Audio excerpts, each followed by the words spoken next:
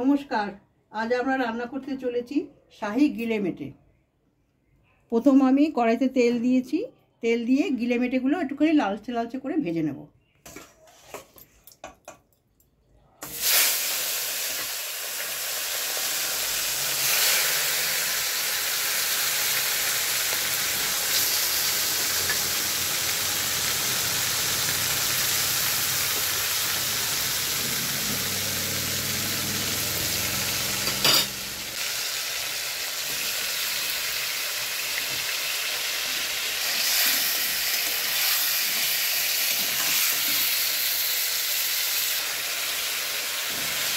লালচে লালচে করে ভাজছি।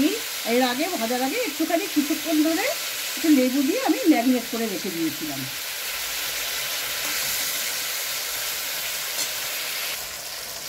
একটুখানি লঙ্কার গুঁড়ো ছিটিয়ে দিলাম ভাজার মধ্যে।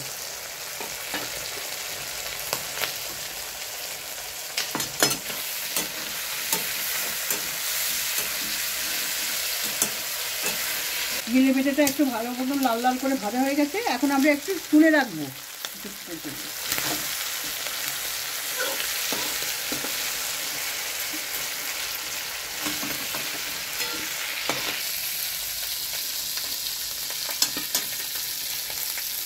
এখন এই পেঁয়াজটা লাল লাল করে একটু ভেজে নেব। খুব একটা দিইনি যে এমন কিছু খুব মশলা, সেরকম কিছু না, অল্প মশলা দিয়েই করা হচ্ছে। সকলেই খেতে পারবে, বয়স্ক লোক বলো, অল্প বয়সে বাচ্চা সবাই খেতে পারবে। এখন এর মধ্যে একটু জিরে ফোড়ন দিয়ে দিলাম।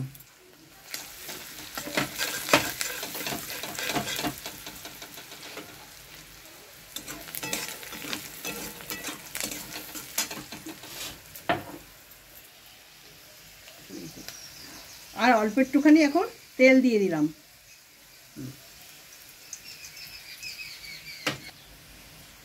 পেঁয়াজ, আদা, রসুন বাটা দিয়ে দিচ্ছি। একটুখানি কষতে হবে একটু ভালো করে। আগে দিয়ে একটা দিয়ে দিলাম, কষে নিই, তারপরে গিলেমেটে আলু দেব।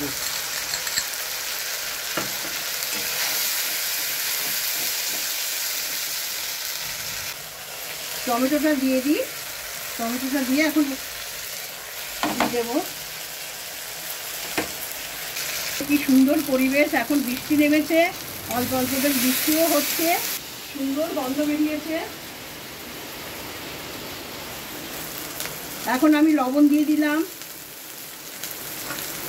হলুদ দিয়ে দিলাম, আর অল্প একটু লঙ্কার গুঁড়ো দিলাম, জিরের গুঁড়ো দিলাম। এবারে সবই দেওয়া হয়ে গেছে। লাস্টে আমি শাহী গরম মশলা দেব। এইবার আমি আলুটা আর গিলেমেটেটা দিয়ে দিচ্ছি। আলুটা আগে একটুখানি লাল লাল করে ভেজে নিয়েছি। এবার আলুটা আগে দিয়ে দিচ্ছি।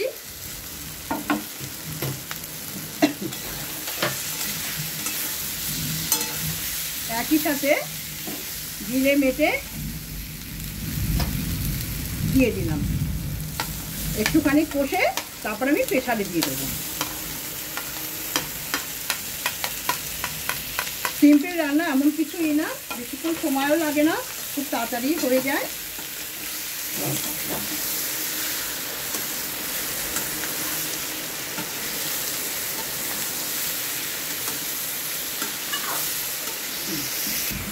আমার কষা হয়ে গেছে। এখন আমি জল দিয়ে দিচ্ছি। জল দিয়ে আমি প্রেসার কুকারে ঢেলে দেবো। দুটো সিটি দিয়েই আমি দেবো।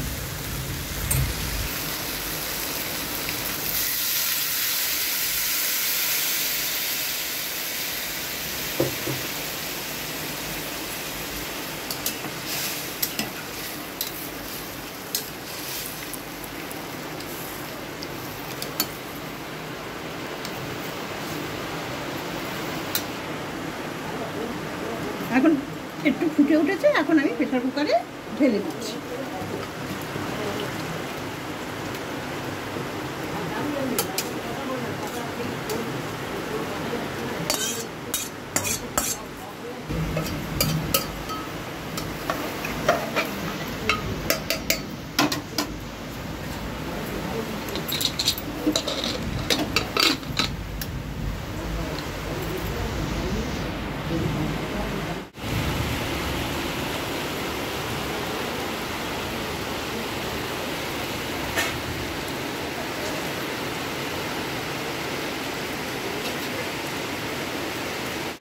3টে সিটি দেওয়ার পরে এখন আমি প্রেসার কুকারটা খুলছি। একদম পারফেক্ট হয়েছে। এবার আমি গরম মশলাটা দিয়ে দিই। শাহি গরম মশলা দিয়ে দিলাম।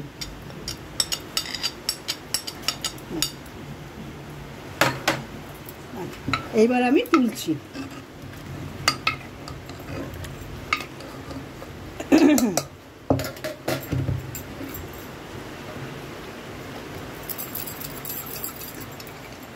দারুণ হয়েছে, যেমন গন্ধ তেমন দেখতে, খেতেও সুন্দর হবে। দেখুন, একদিন রান্না করে খাবেন, খেয়ে দেখবেন কিরকম লাগে। আশা করছি খুবই সুন্দর লাগবে খেতে।